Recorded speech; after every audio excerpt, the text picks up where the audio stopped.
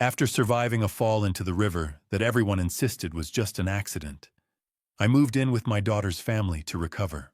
But the very next morning, my granddaughter quietly stood beside my bed and whispered, "Grandpa, you need to leave this house."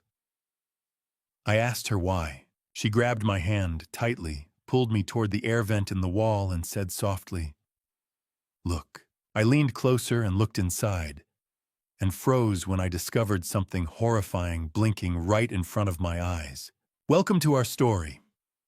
Before we begin, please like the video, subscribe to the channel, and comment where you're watching from around the world. Also, share if your grandchild warned you. Like that, would you stay or leave? This is a fictional story, dramatized to provide an engaging experience with meaningful insights. The water of the Ashley River doesn't just move, it swallows. And as the cold current filled my lungs, I realized the man I'd called son for 5 years had finally stopped pretending to love me. My name is Thane Garrison, a 68-year-old retired architect with a silver mane and eyes that still measured the world in blueprints. And I stood silently by the Ashley River on that May morning in 2022, unaware my life was about to be dismantled. I have always lived by the logic of structures. A good foundation is invisible until the storm hits. I used to tell my students back at the university, but I had failed to notice the rot in my own house. The Charleston Promenade was my sanctuary, a place where the rhythmic sound of the tide against the stone offered a predictable geometry to my thoughts. The humidity was already thickening a heavy blanket that smelled of salt and brackish marsh water, yet I felt a strange sense of peace. I watched the low morning sun glinting off the ripples, thinking of the drafting table I'd left at home and the sketches for the new community center that still needed my touch. My life was a series of well-planned lines and reinforced concrete, or so I believed. I felt the familiar weight of my age in my knees, but my mind remained as sharp as a laser level. Have you ever looked into the eyes of someone who shares your dinner table and realized they were measuring you for a casket? The thought struck me only when the shadow fell across my path. Preston Ward, 41, moved with the rehearsed grace of a hedge fund manager, his expensive running gear a sharp contrast to the morning mist as he approached me, his father-in-law. He looked healthy, vibrant, and entirely out of place in the quiet solitude of my morning walk. He smiled, but it was a structural facade, a veneer that didn't reach his predatory eyes. "You look tired, Thane," he said, his voice carrying a feigned concern that made the hair on my neck stand up. "Maybe the walk is getting to be too much for a man your age." I turned to look at him, gripping the slick, rusted railing of the Riverwalk. "I've never felt sharper, Preston," I replied, keeping my tone as steady as a load-bearing beam. "Can you say the same for your fund?" I'd heard the rumors of his losses, the cracks forming in his financial empire, but I didn't expect the sudden shift in the air. His face hardened, the mask of the dutiful son-in-law slipping to reveal the cold calculation beneath. Then came the shove. No words. Just gravity and the betrayal of a hand I'd shaken 1,000 times. The railing gave way, not because of age, but because it had been tampered with, the bolts loosened by a hand that knew my routine. I hit the water with a bone-jarring shock. The Ashley River was an icy tomb, and the weight of my waterlogged clothes pulled me down into the dark. The burning sensation of salt water in my lungs was an agonizing fire. I clawed at the surface, but the current was a physical weight, a liquid hand pressing me into the silt. Just as the darkness began to close in, a strong hand grabbed my collar. Jim Rodriguez, a 28-year-old competitive swimmer with the lean, powerful build of an athlete in his prime, hauled me toward the muddy bank. He had been doing his morning training laps in the river, his sleek wetsuit still dripping as he pulled me to safety. "Stay with me, sir, breathe," he shouted, his voice urgent and commanding. I gasped, coughing up the river, my vision a blurring mess of salt and sun. Through the haze, I saw Preston's silhouette on the promenade above. He wasn't reaching for his phone. He was checking his watch. Jim looked up at the promenade, his sharp eyes narrowing as he caught sight of Preston. "I saw him up there," Sir Jim said quietly, his breath still heavy from the rescue. "I saw someone near you right before you fell." But Preston was already moving his phone, now pressed to his ear, his voice carrying across the water with practiced panic. "Help, my father-in-law fell. Please send an ambulance." The performance had begun, and I was too weak to speak the truth. The siren's wail cut through the morning like a jagged blade, but it was the silence of the man standing above me that truly chilled my blood. Preston didn't flee or hide after he watched the river try to swallow me. Instead, he embedded himself in the rescue, using his feigned concern as a shield to control the narrative from the very first second. I lay on the muddy bank, gasping for air that felt like liquid fire in my lungs, while the paramedics scrambled down the slope toward us. My son-in-law stepped forward, his face contorting into an Oscar-worthy performance of panic. "Oh God, Thane," he cried out, his voice loud enough for every arriving responder to hear. I turned my head for 1 second. "How did you trip?" I tried to speak, but my throat was a raw cavern of salt and silt, and the metallic taste of blood filled my mouth. Jim Rodriguez, the heavy-set fisherman with weathered skin and a soul as deep as the Ashley, hovered near the gurney. Jim's eyes were filled with a suspicion the police hadn't yet noticed. "He didn't trip," Jim said firmly, pointing a calloused finger toward the promenade. I saw someone near him. Preston didn't miss a beat, stepping directly into the fisherman's line of sight and waving over a medic. "Please, he's in shock." Preston interrupted, his voice dripping with synthetic grief. "Focus on his breathing. He's been so unsteady lately." I felt the scratchy wool of a blanket being tucked around my seizing muscles as they hoisted me onto the gurney. Powerless fury burned in my gut, but I could do nothing but watch Preston steal my voice. Being in that ambulance was like being buried alive in a box of neon lights and sterile plastic, with my own murderer holding my hand. The rhythmic thumping of the ambulance floor vibrated through my skull as the smell of ozone and rubbing alcohol filled the cramped space. Preston leaned over me, his shadow blocking out the flickering lights. "Save your strength, Dad," he whispered, his face inches from mine. "You're confused. Just breathe." I clawed at his arm, my fingers leaving faint red marks on his expensive sleeve. Pushed. I managed to croak, but the word was lost under the hum of the engine and the medic's sudden report. "His vitals are erratic," the paramedic noted, misinterpreting my terror for a heart under stress. Imagine the person who just tried to end your life being the only one the world trusts to save it. When we arrived at Charleston Medical Center, the world became a blur of harsh, flickering fluorescent lights and the sharp scent of antiseptic. Preston stayed behind to talk to the admitting nurse, seeding the poison before I even touched a bed. "He's 68, I heard him say through the open door of the trauma bay, but he's been acting much older lately." I was afraid something like this would happen. He was building a cage out of my own aging body, and the doctors were handing him the lock. As the curtain was pulled shut, isolating me in a sea of sterile white, Preston stepped into the trauma bay and leaned in close. He leaned in so close I could smell the expensive espresso on his breath, and for the first time, I saw the true monster behind the tailored suit. "It's a long way down, Thane." He whispered, his voice as cold as the river silt. "You should have stayed under."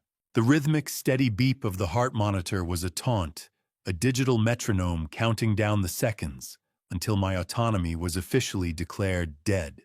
There is a specific kind of terror in being sane, while the world around you is being convinced politely and professionally that your mind is a rotting structure. I lay trapped in the ER bed, the texture of the plastic ID band biting into my wrist, while Preston stood at the foot of my bed. He wasn't looking at me. He was looking at Dr. Eris Thorne, a neurologist with wire-rimmed glasses and a voice as sterile as the surgical steel he likely favored, who looked at my chart with the detached curiosity of a man examining a failing circuit board. Preston's performance was masterful. "He's been forgetting names, Doctor," he said, his voice dropping to a confidential, mournful tone. "Last week he thought it was 1995. I think the river was just the breaking point. I tried to shout to tell the truth, but my protests came out as a raspy, erratic wheeze. That's a lie. I managed to croak, the thick cotton mouth feeling of the sedative making my tongue feel like lead. I remember the shove. I remember his hands. Preston simply sighed a sound of profound patience that made the doctor nod in sympathy. "You see," Preston whispered. "He's agitated, hallucinating. It's the shock." "Doctor." Thorne stepped closer, the smell of floor wax and stale air clinging to his lab coat. He didn't look at the fear in my eyes. He looked at the dilation of my pupils. If a man loses his home, he's a victim. If he loses his mind, he's a burden. Which one do you think is easier to get rid of? As the doctor began a cognitive assessment, I realized the trap was closing. "Thane, do you know who the president is?" he asked. I knew the answer, but as I opened my mouth, the room began to tilt. The fluorescent ceiling lights blurred into long white streaks. My head, it's spinning," I stammered. "Why won't you listen about Preston?"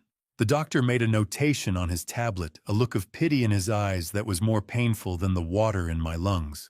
"Thane realizes that the sedative the nurse gave him wasn't standard procedure. Preston had whispered something to the staff about his violent outbursts, ensuring I would be too drugged to defend myself during the evaluation." My memories were like blueprints left out in the rain, ink running lines blurring until the structure I knew was gone. By the time the doctor left, I was drifting in a chemical fog. Preston lingered for a moment, his tailored silhouette framed by the door. "Sleep well, Dad," he said, and the lights dimmed for my rest. I stared at the acoustic tiles on the ceiling, trying to reconstruct the morning with an architect's precision. I built skyscrapers that resisted hurricanes, I thought. So how can I be falling apart now? I reached up to adjust my wristband, my fingers fumbling against the plastic when I felt something. A small, crumpled scrap of paper was tucked under the edge of the band. I pulled it out with trembling fingers, squinting at the messy scrawl. It wasn't from a doctor, but from Milo. I saw him leave early. He didn't have his running shoes on. The note from my grandson was a thin lifeline in a sea of lies, but it confirmed the most terrifying truth of all: the hunt hadn't ended at the river. It had just moved indoors. The thin scrap of paper from Milo remained hidden in the palm of my hand, a rough edge of truth cutting through the chemical fog. Freedom usually comes with a discharge paper, but as the orderly locked the brakes on my wheelchair, I realized I wasn't being released. I was being transferred to a different kind of custody. The antiseptic smell of the hospital clung to my clothes like a second skin, a reminder of the institutional walls that had just failed to protect me. I watched my daughter, Leona Ward, a 40-year-old interior designer, whose life was as carefully curated as the hospital room she now paced. She looked at me with a mixture of pity and hidden shame, her hands smoothing a silk scarf that probably cost more than my first drafting table. I insisted on calling a cab to my own historic home on Trad Street, but she dismissed the idea with a wave of her hand. "I built that house with my own hands, Leona," I said, my voice still a raspy grate.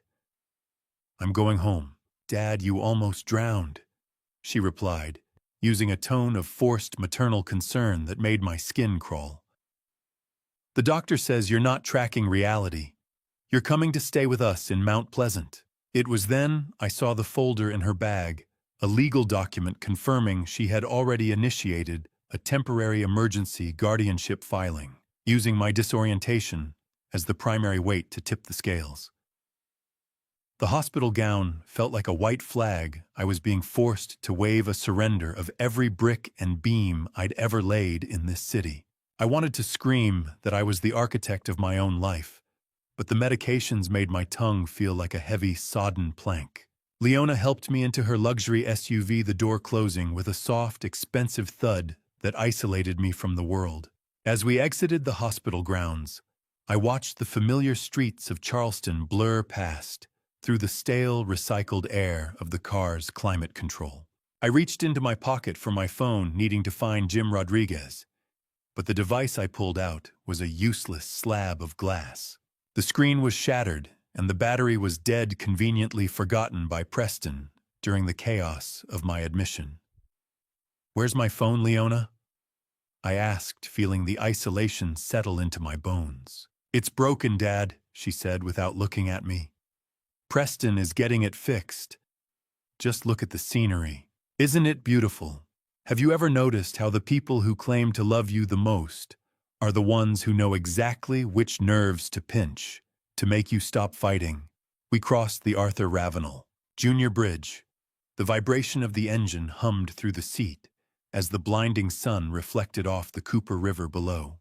I looked down at the water, the same water that had nearly claimed me, and realized that by crossing this river, I was moving further from the witnesses of my life.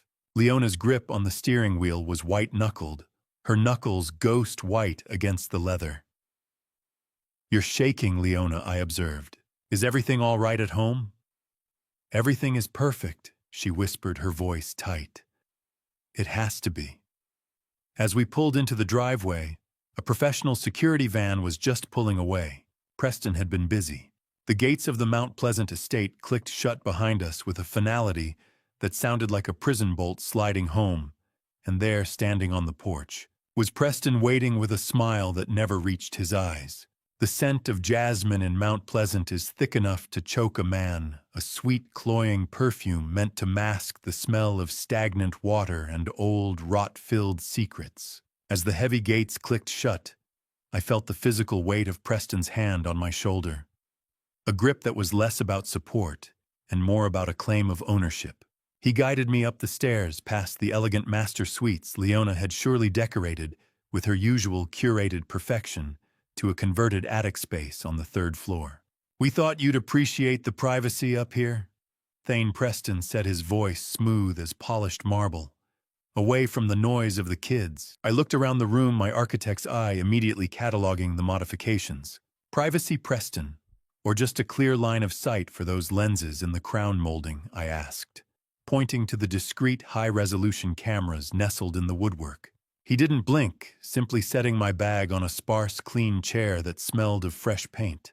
The chemical tang was sharp, a specific industrial solvent used to strip old lead, which was strange for a new build. It hit the back of my throat, a physical trigger, meant to incite the very headaches and confusion he wanted to document. I stood on the cold, polished hardwood and felt the house tightening around me like a well-designed trap. Preston's hospitality was a velvet glove wrapped around a knuckles of brass. It looked soft, but every time he touched my shoulder, I felt the bone-deep bruise of his intentions. "We value routine in this house, Dad," he told me later at the dinner table. "It helps keep everyone focused." I looked at the over-salted, expensive steak on my plate, and then at my grandchildren. Milo Ward, a lanky 12-year-old with my own sharp gaze, sat with a posture so rigid it looked painful, his eyes darting toward the security sensors in the corners. Beside him, 8-year-old Lark Ward clutched her fork, watching her father with eyes that saw far more than a child ever should. Focused on what Preston, I asked, my voice steady, despite the chemical haze beginning to cloud my mind. "The next quarterly report, or the next accident?" Leona looked away, her silence a load-bearing wall for Preston's ego. The tension was an audible hum, rivaled only by the high-efficiency HVAC system pushing that tainted air through the vents. Then I saw it. The hole where the lock should be, a void in the wood that told me I was no longer a guest, but a specimen. After dinner, Preston intercepted me in the upper hallway, handing me a printed itinerary. It listed cognitive exercises and mandatory rest periods like a prison schedule. "It's for your own safety, Thane," he said, his smile never reaching his eyes. "In case you wander during one of your episodes." He gestured to my door, where the lock had been removed and replaced with a simple latch that could only be engaged from the outside. I stepped into my room, the clicking sound of the hallway cameras adjusting their focus following me like a persistent insect. As I prepared to close the door, I caught a glimpse of Lark in the shadows of the nursery wing. She didn't wave or speak. She simply placed a single finger over her lips and pointed toward the ventilation grate in my ceiling. I looked at the grate she had indicated, the metal slats humming with the central air, and I realized I wasn't just being watched, I was being listened to. The nightmare didn't end when I opened my eyes.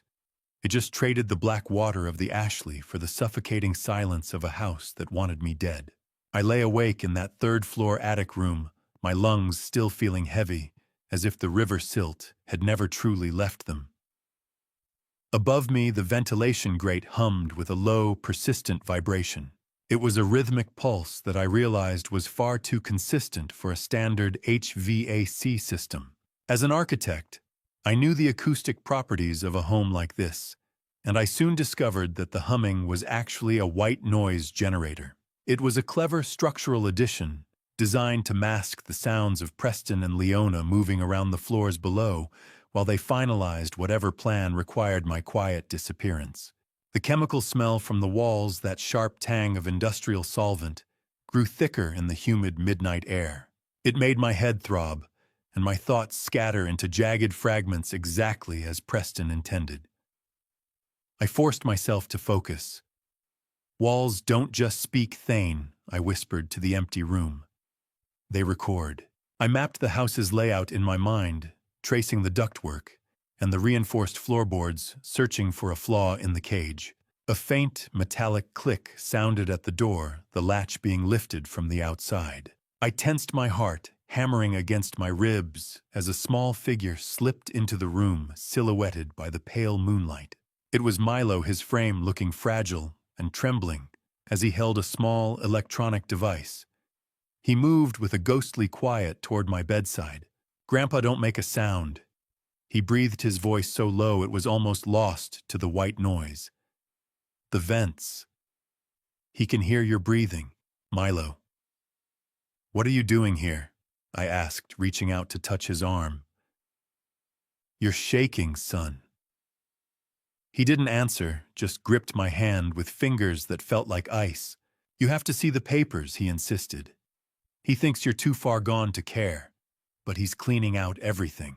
How do you tell a 12-year-old that the man who gave him his name is the same man trying to erase yours?" I didn't have the words, so I simply followed him. Milo led me out of the room, guiding me with a terrifying expertise through the shadows. He knew exactly which floorboards to avoid, so as not to trigger the sensors Preston had installed. We descended to the second floor, the heavy, rhythmic ticking of a grandfather clock downstairs, marking the time like a heartbeat. We stopped before a heavy mahogany door that Preston kept triple locked. Milo produced a key he had swiped from Preston's gym bag and slowly inserted it. The key turned, a cold, heavy sound, the sound of a vault opening or a grave. "He's in the office every night until 4, Milo whispered. "We only have 20 minutes. As he pushed the door open, I noticed something that made my blood run colder than the river water. Milo was wearing his running shoes, the neon-trimmed pair Preston claimed he had been wearing during his own run that morning. My grandson hadn't just heard about the accident. He was there. He had seen the push. Milo's hand gripped mine, his knuckles white as he pushed the door open to reveal a room bathed in the blue, sickly glow of 3 computer monitors and a desk covered in files with my name on them. Stepping into that office felt like walking into a crime scene that hadn't happened yet. A room where my entire existence had been reduced to spreadsheets and cold calculated risks. The smell of stale coffee and the sight of a folder labeled with my social security number greeted me as the door clicked shut behind Milo and me. I quickly realized that the contingency folder I found on top had been created 6 months ago, proving that the river incident wasn't a sudden impulse, but a long-term strategy meticulously drafted by the man my daughter called her husband. The office was bathed in the sickly blue light, reflecting off 3 massive computer monitors, the glow dancing across Milo's glasses as he watched the door. A hard drive whirred in the background, a mechanical heartbeat, in a room filled with digital shadows. On the screens, I saw the true state of Preston's world. He was logged into a private server for his hedge fund, but the charts weren't climbing. I observed a series of red alert graphs showing a total collapse of investor capital, a bleeding crimson line that contrasted sharply with the success he projected to the world at dinner. Milo pointed to a specific physical drawer beneath the heavy mahogany desk, one that was reinforced with steel and seemingly out of place in a modern home office. "He spends hours here," Grandpa Milo whispered, his voice trembling. "He doesn't look at stocks. He looks at this." I looked at the cascading losses on the screen and shook my head. "Those numbers are bleeding, Milo. This isn't a fund. It's a furnace." I reached for the drawer, the metal cold against my skin. Looking through these files was like seeing my own autopsy while my heart was still beating. I pulled out a thick, leather-bound folder that felt unnecessarily heavy in my hands. It wasn't just a business file. It was an archive of my own life. Inside, the dry, papery smell of old blueprints filled the small space. "Why does he have my blueprints from 1985, I asked, flipping through original drafts of the Charleston Library. "He says he's just protecting the family assets," Milo said. "But he's been selling things, hasn't he?" I ignored the question, my eyes landing on a red folder at the very bottom of the drawer. It was labeled Thane Garrison, Contingency Phase 2. How much is a life worth in a falling market? For Preston, the answer was exactly $3.5 million. My hands shook as I flipped it open to find a printed draft of a massive life insurance policy listing Preston Ward as the sole beneficiary. Below it lay a forged power of attorney document, the ink mocking me with its professional precision. "This isn't my signature," I whispered. "I never signed this." My eyes traced the notary seal at the bottom, and the breath left my lungs. The name Marcus Webb was embossed in the gold foil. I noticed the date. It was notarized. It was the day before my wife Helen's funeral, while I was too grief-stricken to even notice Preston was missing from the house for an hour. I stared at the name Marcus Webb on the notary seal, and a cold memory flickered. A man I'd seen Leona talking to at the hospital, a man who wasn't a doctor at all. The structure of my family hadn't just cracked. It had been rigged for a controlled demolition. The memory of the man Leona had spoken to at the hospital, Marcus Webb, sent a chill through me that the office's air conditioning couldn't match. Marcus Webb, 52, was a man with the stillness of a maritime lawyer who knew exactly where the bodies were buried and how to keep them there. Have you ever found the price tag for your own murder hidden among the family photos? I dug deeper into the contingency folder while Milo stood guard, his eyes darting toward the office door. The $3.5 million policy wasn't just a document. It was a blueprint for my liquidation. I traced the premium payments and found they were being funneled through a shell company linked directly to Preston's failing fund. The accidental drowning rider would double the payout, a detail that turned my stomach. "Grandpa, look at the dates," Milo whispered, his voice cracking. "These withdrawals, they started the month Mom and Dad bought this house." I stared at a secondary ledger Milo had pulled from the stack. My daughter Leona hadn't just been a passive observer. Her signature appeared on several withdrawal slips from my private retirement accounts, totaling nearly $500,000. They didn't just want me dead, Milo. They've already started eating my ghost. The betrayal was a structural failure, a load-bearing wall of my life crumbling in real time. My rage was cold and calculating, an architect's anger at a sabotaged design. I turned the page and found something even more sinister, a structural survey of the Ashley River promenade railing. 180 pounds. The exact weight of a man's life when measured by his son-in-law. The report included a marked section where the bolts had been corroded with acid to ensure they would give way under my exact weight. I recognized the architectural notations on the margin, the precise sloping script of someone who had used my own drafting tools to plan my execution. He used my own formulas to calculate my death. I whispered, the paper crinkling under my white-knuckled grip. "Don't ever think your family won't kill you," Sometimes they just haven't seen the right balance sheet yet. The smell of ozone from the computer towers seemed to sharpen as I reached into the back of the drawer frame. My fingers brushed against a small, high-end digital recorder tucked behind the wood.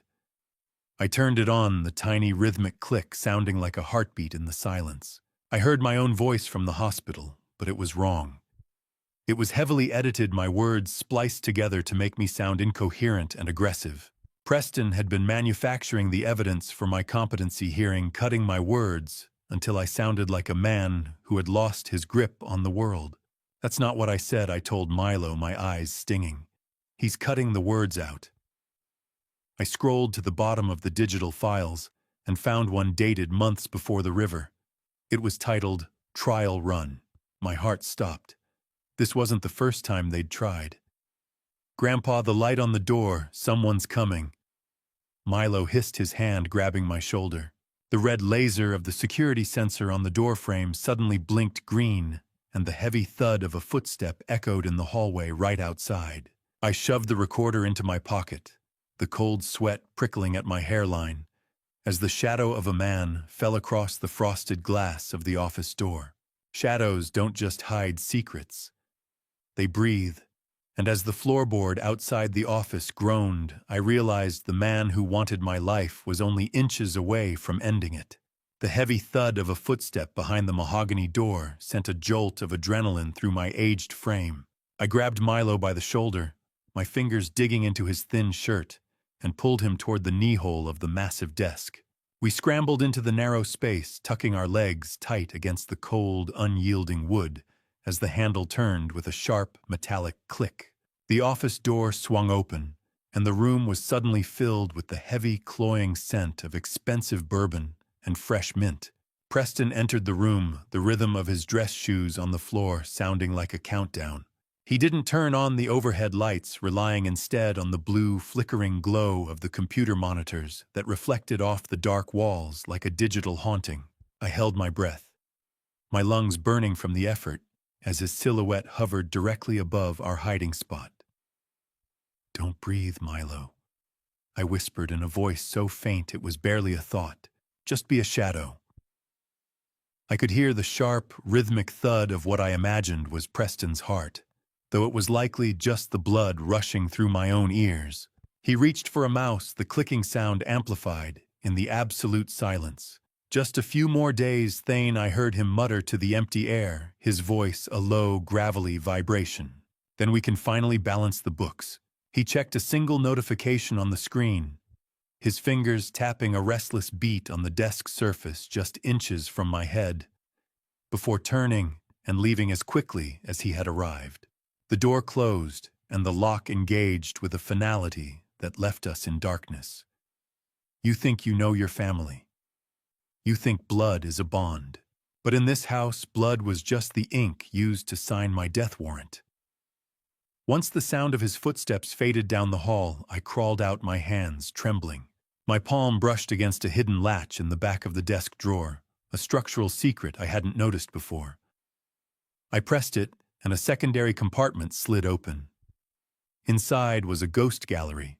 I stared at surveillance photos of two other women, Margaret Thornton of Savannah and Susan Whitfield of Atlanta. Taped to the back of the dry, papery death certificates were news clippings of tragic accidents involving water. "He didn't just target me, Milo," I whispered, showing him the photos. "This is a trophy room." My stomach turned when I saw the final detail, 3 gold wedding rings nestled in a velvet-lined corner of the drawer. He kept them like architectural souvenirs. "Grandpa, those ladies." Milo said, his voice small and hollow. "They look like they're sleeping in the water." The realization hit me harder than the river had. I wasn't just a victim. I was a project, the third building in a skyline of corpses. I picked up the digital recorder again and realized that the file labeled Trial Run wasn't a rehearsal of my death. It was a recording of Margaret Thornton's final gasping moments. Milo ushered me out of the office, his young face hardened by the horror we had uncovered. We navigated the dark hallway back to the 3rd floor, every creak sounding like an alarm. I collapsed onto my bed, the weight of the discovery pressing down on me. Go to bed, Milo. Lock your door. From now on, we play the part he wants. As the first light of dawn touched the window, I heard Preston's voice from the hallway, cheerful and loud, calling me down for breakfast, as if he hadn't just stood over my hiding spot with the soul of a reaper. Looking into the mirror that morning, I didn't see an architect. I saw an actor preparing for the most dangerous opening night of his life, where a single missed cue would mean a permanent curtain call. I deliberately chose mismatched socks and left my top shirt button dangling loose to reinforce the image of a man losing his grip on detail. I practiced a vacant, slightly confused expression in the glass, letting my jaw slacken just enough to look defeated. From below, I heard the cheerful sounds of a family breakfast, Leona humming a soft tune, the distant muffled laughter of Lark. But to my ears, it sounded like a curated stage play designed by a predator. Just a confused old man, Thane, I whispered to my reflection. Be the victim they want to see. As I descended the stairs, the vibration of the hall clock ticked like a heart monitor marking each step. I walked into the dining room, where the scent of heavy, humid gardenias drifted through the open window, a cloying floral smell that seemed too thick for the morning air. Leona was serving bowls of expensive local berries, their dark juices staining the white porcelain. I realized then that the fruit was laced with the same chemical irritant from the room paint, an overly sweet chemical aftertaste clinging to the edges of the flavor. It was a subtle toxin designed to induce the very fogginess Preston was so eager to document. Preston was seated at the head of the table, his perfectly manicured nails tapping a restless rhythm against the wood as he skimmed a digital paper. He greeted me with a cheerful tone that didn't match the cold thud of the footsteps I had heard outside his office hours earlier. Did you hear the house settling last night? Thane, he asked, his eyes never leaving the screen. I thought I heard footsteps on the second floor around 3. I paused, letting a flicker of faux panic cross my face as I sat down. I had a dream about the river, Preston. I think I got up for water, but I couldn't find the kitchen. The stairs, they keep moving on me. Have you ever sat across from your own flesh and blood and watched them wait for you to fail, like vultures circling a dying animal in a $5,000 dining room across from me? Milo sat rigidly, barely touching his food, his eyes fixed on his plate to avoid betraying our shared secret. Preston leaned in, testing me. Remember we talked about selling your drafting table yesterday, Dad? You agreed it was just taking up space. It was a lie, a fictional conversation from a day that never happened. Did I? I asked, my voice thin. Yes. I suppose everything is taking up space lately. I saw the triumphant glint in his eyes, a hunter who believed his prey was finally cornered. He was recording me, every stutter, every staged lapse. I was building his case with every breath. As Preston stood to leave for work, he handed Leona a small digital device I recognized instantly. It was the recorder from the office, and it was already running, capturing my every confused word. He paused at the door, his hand on the frame, and looked back at me with a look of predatory pity that made my skin crawl. Don't worry, Thane. We're going to get you the help you need today. Real help. I closed the bedroom door and leaned against it, the staged tremor in my hands finally becoming real as the adrenaline from the dining room began to drain away.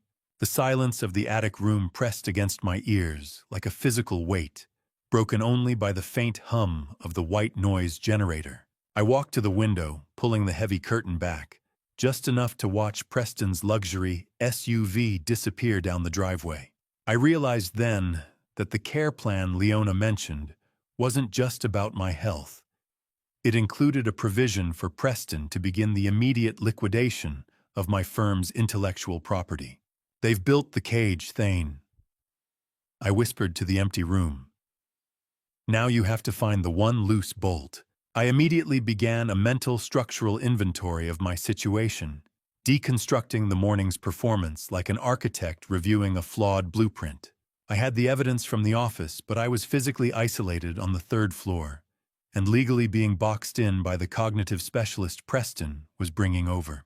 The visual of dust motes dancing in the morning light seemed to mock my confinement. I reached into the secret compartment of my suitcase and pulled out a small velvet pouch. I could still smell the cedar from the trunk, where it usually sat. I pulled out my wife Helen's wedding ring, the cool, smooth weight of the gold an anchor in my trembling palm. Grief is a heavy stone, but if you hold it right, it becomes a weapon. I turned the band over in my fingers, remembering the 45 years we spent building a life together in Charleston. This ring represented more than love. It was the physical anchor of the integrity Preston was trying to steal from me.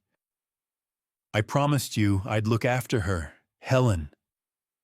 I muttered, my voice cracking. But how do I save a daughter who's helping the man holding the knife?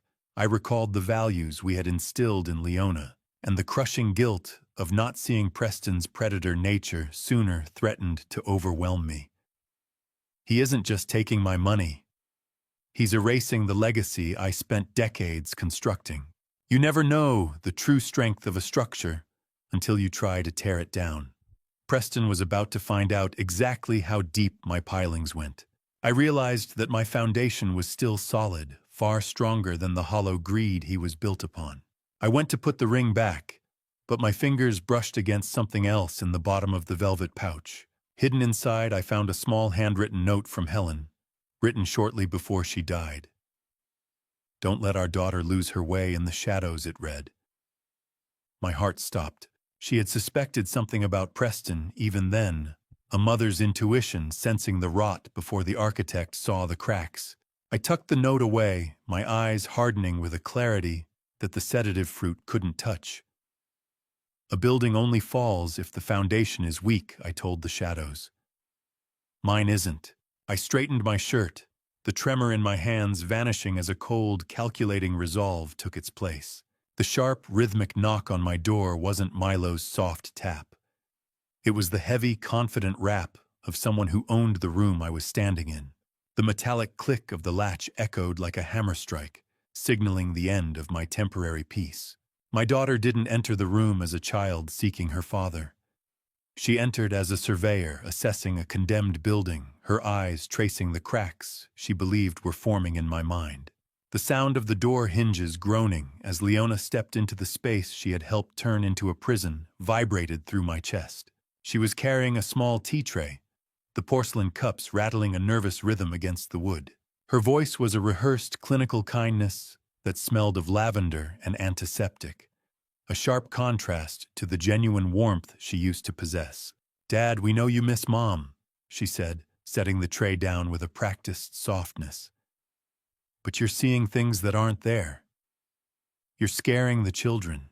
As she poured the tea, a manila envelope slipped from her designer bag and landed on the floor. I caught a glimpse of the contents before she snatched it back, glossy photographs of two women I'd never met, smiling at charity galas and yacht clubs. On the back of one photo, I saw a handwritten note in unfamiliar script. They trusted him too. Leona's face went pale as she shoved the envelope back into her bag. "It's nothing, Dad, just old client files." But her hands were shaking so badly the teacup rattled against the saucer. Someone was warning her, and she was too terrified or too complicit to listen. I sat upright, the note from Helen still a hot coal in my pocket. "I miss her every second, Leona. But grief doesn't make a man hallucinate a hand on his back in the river." She didn't flinch. Instead, she leaned in, her eyes shimmering with a pity that felt like a burial. She began to speak about the strain I had been under since Helen's death in 2020, subtly suggesting that my mourning had evolved into a permanent cognitive break. I realized then that she was merely repeating Preston's carefully crafted talking points, acting as the soft edge of the blade meant to cut me off from my own life. "Do you know what it feels like to have your own love for your dead wife used as a lock on your prison door? It is a unique kind of agony to watch your own child weaponize your widowhood." As she poured the tea, the sleeve of her silk blouse slid back, revealing a new diamond-encrusted watch. I recognized the design instantly from the credit card statements I had seen in Preston's office, the glittering blood money from my own retirement account. Leona noticed my gaze and quickly adjusted her sleeve. She brought up a family brunch from 6 months ago that I had supposedly forgotten to attend, using it as proof of my accelerating decline. I realized they had been keeping a meticulous log of every minor mistake I had made while grieving, building a case for my incompetence long before the river push. "Preston says it's complex bereavement disorder," she whispered. "He's just trying to protect your legacy." "Is that what we're calling it now?" I asked, my voice steady despite the hammer of my pulse. Protecting a legacy by putting the legatee in a cage. She was the drywall over the rot, beautiful, seamless, and completely complicit in the structural failure of our family. The grandfather clock in the foyer downstairs ticked a heavy mocking beat that seemed to fill the silence. Leona informed me that a cognitive specialist would arrive within the hour, and that I needed to cooperate for everyone's sake. "Just tell the doctor the truth, Dad. Tell him how tired you are." As she turned to leave, she reached for the velvet pouch containing Helen's ring on the nightstand. "I'll keep this safe so you don't misplace it again," she said. I watched her go, my heart hardening into a diamond of resolve. As the door latched, I noticed she had accidentally left behind a printed document on the chair. I picked up the forgotten symptom log, my eyes scanning the notes in Marcus Webb's handwriting. Triggers: Helen, the firm, the river. Aim for high agitation. The psychological warfare had reached its final phase, and the enemy was already inside the house. The professional brisk footsteps on the porch signaled the arrival of someone who intended to finish what the river had started. But for now, I had other ruins to inspect. I pocketed the symptom log, the paper feeling like a cold stone against my thigh, and descended to the kitchen. The room was bright, filled with the cheerful hum of a sub-zero refrigerator and the expensive aroma of dark roast coffee, but, as I stood in the doorway, I realized I was looking at a theater of theft, where my own daughter was the lead actress. Leona was busy organizing a delivery of artisanal groceries, her movements sharp and jagged. I saw a stack of past-due notices for the children's private school tuition, hidden inside a heavy French cookbook, the red ink standing out against the white paper like a fresh wound. It seemed the financial collapse was closer than even Preston's office files had suggested. I watched her for a moment, noticing the designer shoes she tried to hide behind the marble island and the new espresso machine that likely cost more than my first car. Her materialism had made her the perfect clay for Preston to mold into a criminal accomplice. "That is a lot of groceries for 4 people. Leona," I said, my voice shedding its confused veneer. "Preston's fund must be doing better than the news suggests." She jumped, her heels clattering on the polished floor. "We just like quality, Dad.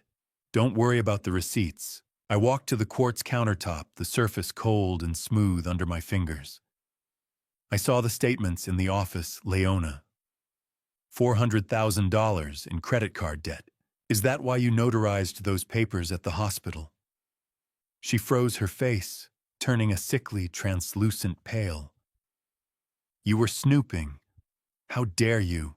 You are supposed to be resting, not acting like a spy in my own home." She was a structure under immense stress, the load-bearing walls of her conscience bowing under the weight of a lifestyle she could no longer afford. I abandoned the act entirely, my voice becoming the authoritative architect once again. "Do you truly trust him, Leona? Or are you just too afraid of the debt to look him in the eye?" My heart broke for her, yet I couldn't ignore the rot. How many dinners can you buy with your father's soul before the taste of the food turns to ash in your mouth? Leona exploded, then a defensive rant fueled by desperation. "You are being paranoid," she screamed, using the very words from Marcus Webb's notes to shield herself from the truth. "You're delusional, I am calling Preston. You're clearly having another episode and need to be upstairs." She swept the expensive groceries into the sink with a frantic, destructive energy and stormed out of the room. As she fled, her phone slipped from her pocket and skittered across the marble. It landed face up the screen, flickering to life with a text from Preston. I leaned over, my eyes narrowing as I read, "Is the old man quiet? Yet Webb says we need the signature by Friday, or the house is gone." I stood alone in the sterile brightness of the kitchen, the hum of the refrigerator the only sound left. The text on Leona's phone screen flickered out, but the words, "or the house is gone," remained burned into my vision. They weren't just killing me for profit. They were killing me for survival. Survival isn't just about outrunning a predator. It's about understanding the architecture of his past kills, and as Milo slipped me a thin, worn envelope in the hallway, I knew the blueprints of my own demise were finally within reach. The sound of the front door latch clicking earlier had signaled Leona's retreat to the garden, but it was the shadow of Milo appearing in the service hallway that brought the real evidence. He stood there, chest heaving, his young face a mask of protective urgency that no child should have to wear. He was going to throw these away. Grandpa Milo whispered, his voice barely audible over the hum of the house. "I saw them in the trash bag in his car." He handed me the envelope, and as I pulled out the first item, a dry cleaning receipt crinkled in my trembling hands. It was for a suit Preston wore the day of my accident, marked with urgent notes about river mud and salt stains, despite his sworn statement to the police that he had never even touched the water. "You're a brave man, Milo," I said, tucking the paper into my pocket. "Go play in the yard now. Don't let them see you with me." I retreated to a dim corner of the living room, the humid air of the hallway still pressing against my skin like a physical threat. I opened my laptop, the blue light of the screen reflecting in the dark room, as I began a targeted search for the names I'd found in his office, Margaret Thornton and Susan Whitfield. Searching for these women was like scrolling through a catalog of ghosts, each one a structural failure in Preston's soul that he'd patched over with stolen cash. The digital obituaries appeared one by one, chilling in their similarity. Margaret had died in a Savannah boating accident in 2015. Susan had drowned in a private pool in Atlanta in 2018. Both were wealthy. Both were recently married to a man using a slightly different alias. But the photos Milo had recovered matched the digital portraits perfectly. Boating accident, private pool, Ashley River. "The water is his signature," I whispered to the empty room. My fingers were frantic on the keyboard as I began cross-referencing these dates with what I knew of Preston's financial history. His boutique fund had suffered its first major loss in 2014, just months before Margaret's death. A second massive shortfall hit in 2017, leading directly to Susan's unfortunate accident. If the water always claimed them when the bank accounts ran dry, what did that mean for me? A man whose house was already being measured for its final sale. The current shortfall was $3.1 million, a debt so deep that my own end-of-life timeline had been accelerated to meet a hard Friday deadline. He's not just a killer. He's an actuary of murder. I'm the third quarter dividend. I felt a visceral disgust as I realized I was just a line item on a balance sheet. I scrolled down on Susan Whitfield's page only to find a final haunting detail. Her obituary mentioned a surviving stepson who had vanished after the inheritance was settled. It was a pattern of total erasure. I was staring at Susan's smiling face on the screen when the sharp, rhythmic rattle of the front door handle shattered the silence.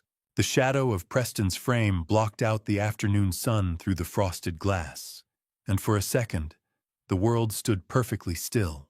The laptop screen felt like a beacon in the dim living room, a glowing confession of my sanity that I had exactly 3 seconds to extinguish before my executioner walked through the door. I heard the heavy front door thudding open, accompanied by the chillingly calm voice of Preston calling out my name. With a sharp click, I slammed the lid shut, the heat radiating from the laptop's underside pressing against my palm like a brand. I immediately slumped into the armchair, fixing my gaze on a nearby floor lamp, with the vacant, glassy stare I had practiced in the mirror. Preston rounded the corner, his presence filling the room with an air of cold authority. He didn't speak at first. He walked straight to the coffee table and placed his hand on the laptop lid. "The laptop is warm, Thane," he said, his voice dropping an octave. "I thought you were napping." I let my jaw hang slightly, forcing a dry, sticky feeling into my throat. I was looking for the blueprints for the St. Jude steeple. I rambled, my voice thin and wavering. "The one with the copper cap. Do you have the copper, Preston? We need it for the foundation." He looked at me with a mixture of suspicion and a darkening, predatory patience. His voice was like sandpaper on a fine mahogany finish, grating, destructive, and determined to strip away every layer of my dignity until nothing but the raw, vulnerable grain remained. "Leona said you were shouting about money in the kitchen," he said, circling my chair like a wolf. "That's not like you, Thane. It sounds like agitated paranoia." I looked at him, blinking slowly. "Money?" I asked, tilting my head. I was asking about the gardenias. They smell like the hospital, don't they?" I realized then that he wasn't just guessing. He had a remote access app on that laptop. He had seen my search history into Margaret and Susan in real time. That was why he was home early. He wasn't here to check on me. He was here to accelerate the end.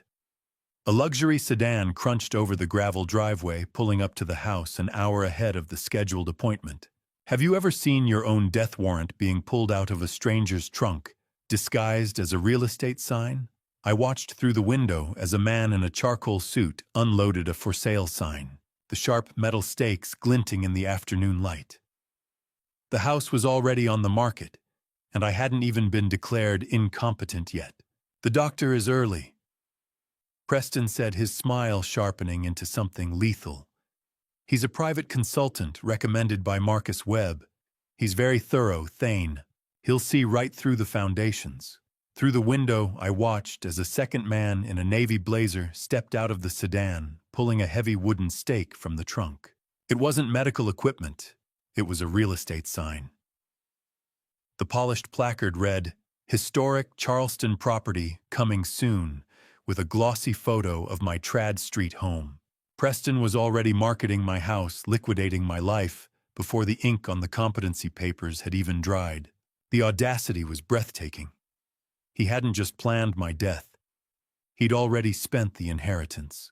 The sign's metal stakes glinted in the afternoon sun, like grave markers, a visual countdown to the moment I would be declared legally dead while still breathing.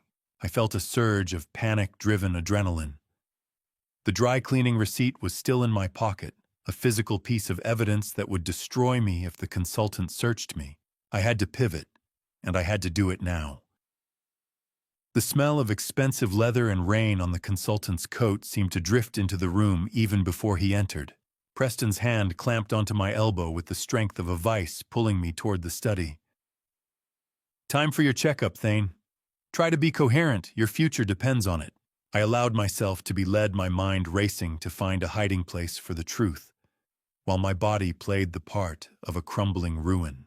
The study door clicked shut with the finality of a prison bolt, and I found myself staring into the cold, clinical eyes of a man whose job was to dismantle my life with a clipboard.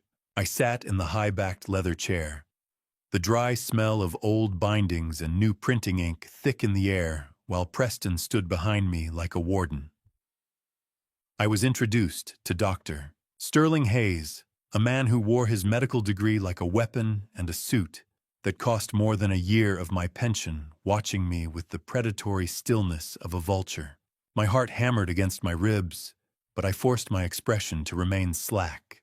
As the evaluation began, I noticed Hayes was wearing a high-end watch from Preston's own hedge fund's exclusive merchandise line, a silent admission that he wasn't an independent consultant, but a direct business associate. "Thane, can you tell me what you were looking for on the laptop this afternoon?" he asked, his voice smooth and dangerous. I leaned into my role, letting out a dry, rasping cough. "Blueprints. Old Charleston is built on such shaky pilings, don't you think?" I whispered, drifting my gaze toward the window. He began a series of standard cognitive tests, but the questions were loaded specifically designed to trigger the agitated paranoia Marcus Webb had noted in my symptom log. Every time he pressed a button on his tablet, I felt the walls closing in. During a physical coordination test, I had to move my jacket, and the mud-stained dry cleaning receipt Milo had given me nearly slipped from the pocket. I felt a cold jolt of adrenaline as I managed to kick the paper under the heavy mahogany desk just as Hayes leaned in. He wasn't diagnosing me. He was measuring the height of the walls he was building around my remaining days. The cold metal touch of his stethoscope on my chest felt like an invasive probe. "Your eyes are quite bloodshot, Thane," he noted, his face inches from mine. "Are you having trouble sleeping in this new house?" I knew what he was looking for. Signs of the chemical sedation Leona had been slipping into my food. The paint. It has a very specific weight to it. I rambled, letting my eyes wander. "How do you fight a man who is paid to believe you're crazy? You don't. You let him think he's already won." I watched the ticking watch on his wrist, a countdown I couldn't ignore. Preston interrupted us, then his face glowing with a smug, toxic satisfaction as he announced dinner. "The foundations are worse than we thought," Preston Hayes said, standing up and closing his folder with a snap. "He's quite disconnected." "Thank you, Sterling," Preston replied, his hand clamping onto my shoulder again. "Let's go eat. We have a lot to discuss about the transition." As we walked toward the hallway, I lagged slightly behind, catching the sharp, hushed whisper Preston directed at Hayes. "We need to expedite the medication increase tonight." The words hit me like a physical blow. The poisoning was about to become lethal. The sound of the dining room silver clinking in the distance grew louder, a hollow metallic ringing. I looked at the dinner table gleaming with silver and crystal, and realized that for Preston, this wasn't a family meal, it was a last supper. Walls in a luxury home are designed to insulate, but no amount of high-grade drywall could dampen the sheer, jagged edge of the terror in my daughter's voice. I had avoided the dinner table claiming a sudden bout of exhaustion, and instead found myself pressed into the shadows of the darkened hallway near the service pantry. I moved with a careful, measured gait, avoiding the sensor zones I had mapped out in my mind. Through the cracked pantry door, I watched as Preston and Leona entered the kitchen after seeing Dr. Hayes out. The polished facade of the Charleston power couple disintegrated before my eyes. Preston's voice dropped to a low, vibrating growl, a tone I had never heard him use in public, stripped of all hedge fund charm and false empathy. "You're getting soft, Leona," he hissed, and I could hear the vibration of the heavy kitchen door closing behind them. "I saw your hand shaking when you poured his tea." Preston revealed then that he had been secretly recording Leona's confessions of guilt as insurance, proving he never intended for her to be his partner, but merely his fall guy if the architecture of his lies ever collapsed. "He's my father, Preston," she whispered, her voice reflecting in the stainless steel fridge as a distorted, shimmering ghost. "He looks so small. Are we really doing this? I raising a daughter, but he had turned her into a ghost." His anger wasn't an explosion. It was a slow-acting acid eating away at her until there was nothing left but a hollow shell of the girl I used to walk to school. Preston trapped her against the counter, and I heard the sharp, violent clink of a glass being slammed onto the quartz. He reminded her of the dangerous people expecting their money by Friday, and how her name was on every fraudulent withdrawal from my accounts. He framed my death as her only path to staying out of prison and keeping her children. "If we stop now, the bank takes the house on Monday, and the SEC takes me on Tuesday," he said. "Where do you think that leaves you and the kids? How do you save someone who is holding the very hand that's strangling them?" "Please," she begged, her spirit visibly snapping. "Don't hurt him anymore. Just let the doctor handle the papers." Preston merely laughed, a sound like dry leaves skittering over a grave.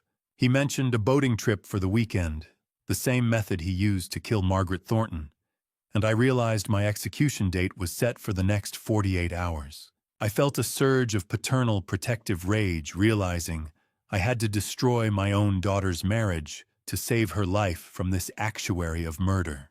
I watched her through the gap as she collapsed into a chair, her shoulders heaving with silent, broken sobs that smelled of cold coffee and floor wax.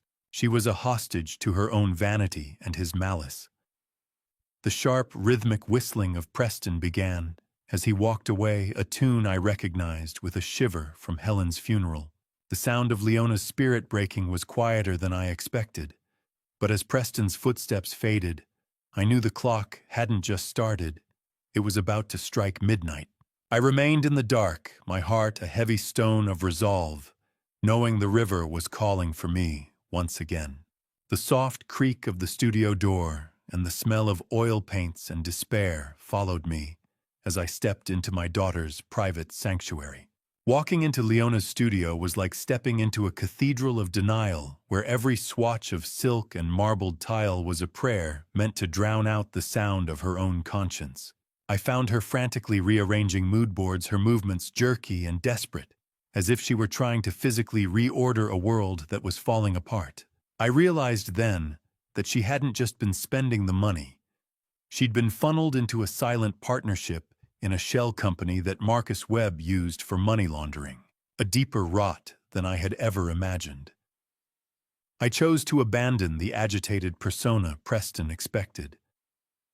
"I know you're in there, Leona," I said, my voice cutting through the clinical silence.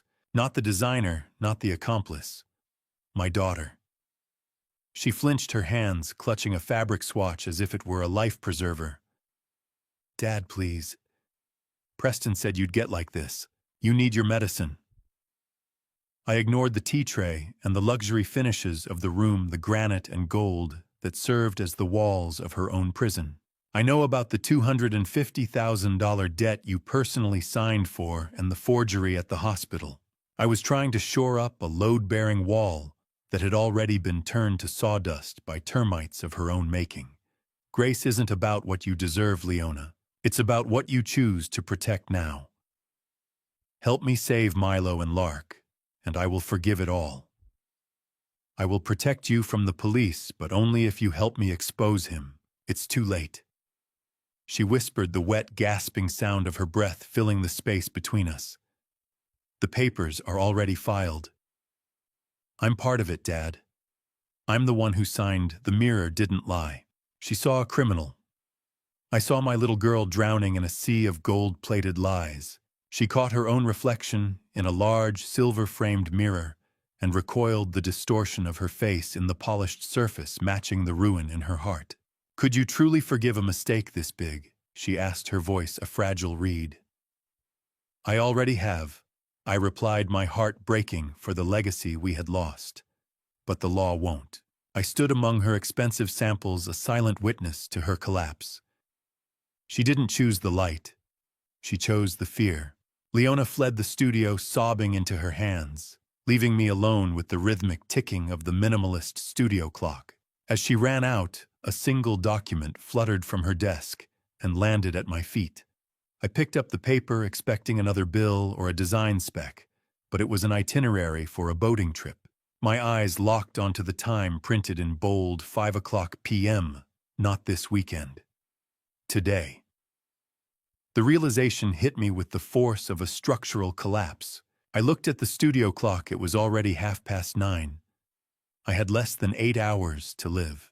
Preston had planned the boating trip as his primary execution method, the same technique he'd used on Margaret Thornton. But the moment we arrived at the precinct, he knew the timeline had collapsed. The GPS tracker in Helen's ring betrayed our location, forcing him to abandon the slow, calculated drowning for something more desperate: hostages. The children weren't part of his original plan. They were his emergency exit strategy when the architecture of his lies began to crumble. The silent house around me no longer felt like a cage. It felt like a tomb being sealed in real time. I had to move, and I had to move now before the tide of Preston's final plan washed over the last of my family's foundations. 8 hours left to live, and my survival was currently hanging on a piece of plastic the size of my thumbnail and the courage of a boy who shouldn't have to know how to hide evidence from his own father. I was alone in the studio, the rhythmic ticking of the clock feeling like a hammer against my skull when I heard the frantic, hollow sound of Milo's sneakers on the wood. He slipped into the room breathless and pale, his small hands trembling as he reached into his pocket. He handed me a ruggedized USB drive. "I found it, Grandpa." He whispered, the smell of damp drywall and dust clinging to his hair. It was inside a hollowed-out book in the office. The emails. They have been planning the boating excursion since before the river. I felt a surge of protective love for the boy mixed with a calculated cold rage. "You did well, Milo. Now listen, if they take me today, you have to find a way to get this to Jim Rodriguez." I pulled my hidden tablet from my drafting kit, the blue flickering of the screen illuminating the shadows as I scanned the drive's contents. My lungs tightened as I scrolled through legal drafts by Marcus Webb. It wasn't just malpractice. The drive revealed that Marcus Webb is actually Preston's biological brother, making this a predatory family conspiracy. They had outlined a systematic looting of my architectural legacy, including a fraudulent contract to sell my firm to an offshore entity. The emails confirmed that Preston intended to satisfy a high-interest debt to investors using my death. "It is a systematic dismantling," I muttered. "They have already spent my life twice over. How many gigabytes of data does it take to document the betrayal of a father?" Not many, it turns out. I heard the vibration of the SUV in the driveway and the crunch of gravel under tires. I knew I couldn't keep the drive on me during the evaluation or the trip. I looked at the structural metal beam in the studio wall. "Quick, Milo, under the load-bearing header," I hissed. "They will never check the structure." With Milo's help, I secured the drive behind the beam using a magnetic strip. The flash drive felt like a live grenade in my pocket, destructive enough to level Preston's empire, but only if I could survive long enough to pull the pin. As I stepped back, I saw a final notification on the tablet that made my blood freeze. Preston had installed a GPS tracker inside my wedding ring, the very ring Leona had taken for safekeeping earlier. They weren't just watching my mind. They were tracking my every move through the one anchor I had left of Helen. The house was no longer a home. It was a sensory-mapped cage where even my sentiment was a weapon against me. I tried to shut down the tablet, my fingers fumbling against the glass as footsteps approached the door. The handle of the studio door turned, the heavy mahogany groaning in protest, as if trying to warn me, and I realized I was still holding the tablet in plain sight. The hall light began to spill into the room, a widening wedge of white that threatened to expose the last of my secrets. I shoved the device under a pile of silk swatches, my heart hammering a frantic rhythm against my ribs, and turned to face the door just as the latch clicked open. I shoved the tablet beneath a stack of old blueprints, a heartbeat, before the door slammed open, my pulse hammering against my ribs like a trapped bird sensing the cat's shadow. Preston entered the studio, his tailored silhouette blocking out the hall light. His eyes, cold and restless, immediately began a surgical scan of the room, looking for Milo, or any misplaced thread of evidence. "You're wandering again, Thane," he said, his voice carrying that smooth hedge fund arrogance I had grown to loathe. "This isn't your room." I let my mouth hang open slightly, assuming the vacant mask of the drifting elder. "The headers. They're steel, aren't they?" I rambled, gesturing toward the structural beam where the USB drive was hidden. "Good for the weight. Very good for the weight." He sneered, checking the temperature of the air as if he could sense my panic. Just then, my phone, which Milo had miraculously recharged in secret, vibrated in my pocket. I realized then that Detective Morrison wasn't just calling about the railing. Jim Rodriguez had actually filmed the push on his phone, but was too afraid to come forward until he saw Preston's SUV again. The phone's vibration felt like a lightning strike in a room made of dry timber, dangerous, unexpected, and the only thing that could clear the air. I pulled it out with cold, slick fingers and answered. "Mr. Garrison, this is Detective Morrison. We found traces of acid on the bolts. We need to talk." Detective Morrison's voice was like seasoned oak, rough, solid, and carrying the weight of 20 years of Charleston's darkest secrets. My heart leaped, but I saw Preston stepping toward the doorway, leaning against the frame to listen. Yes, I remember the water, I croaked, keeping my tone vague and confused. It was so cold.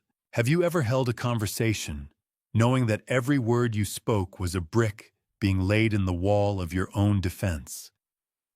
I could feel Preston's predatory gaze on my back, a physical pressure. I knew I had to schedule a meeting without alerting him to the fact that I was fully sane. Tomorrow at 9, I asked the detective, making it sound like I was talking to an architect. Yes, the blueprints. I'll be there. I hung up my hand, trembling as I turned to face my son-in-law. Who was that Thane? Preston asked, his voice a low, vibrating threat. You shouldn't be taking calls alone. Just a man. Asking about the blueprints, I replied, staring past him. He said the railing was broken. I saw then what he was carrying in his left hand, a pair of heavy-duty bolt cutters. The smell of metal and lubricant from the tool filled the small space, a sharp, industrial scent that signaled his intent to destroy any remaining structural evidence, or perhaps to silence the man who knew too much. He didn't say another word, but he slowly tapped the steel jaws of the bolt cutters against the doorframe, the rhythmic clack sounding like a judge's gavel. His eyes promised that I would never make it to that 9 o'clock appointment. The shadow of his frame stretched across the floor, reaching for me like a dark tide. I stood my ground, the cold sweat slicking my phone's casing, knowing the final structural failure of our family was no longer a possibility, but a certainty. Reading the truth about how my daughter was hunted wasn't like reading a diary.